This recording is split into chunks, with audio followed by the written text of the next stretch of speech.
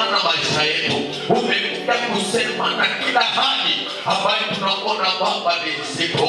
Jina lako litukuzwe na liinuliwe. Asante kwa mtumishi wako ambaye Bwana anaenda kusimama.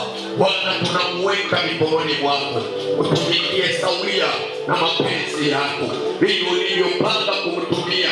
Baba, Bwana wetu Yesu Kristo, kamtumikie kwa ajili ya ukombozi wa maisha yetu, kwa ajili ya uzima wa dini zetu, kwa ajili ya furaha ya mioyo yetu, kwa ajili ya amani katika maisha yetu, kwa jina la Yesu Kristo.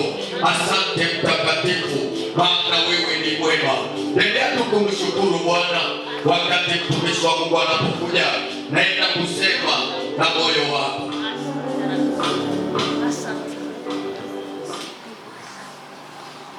We can have a seat.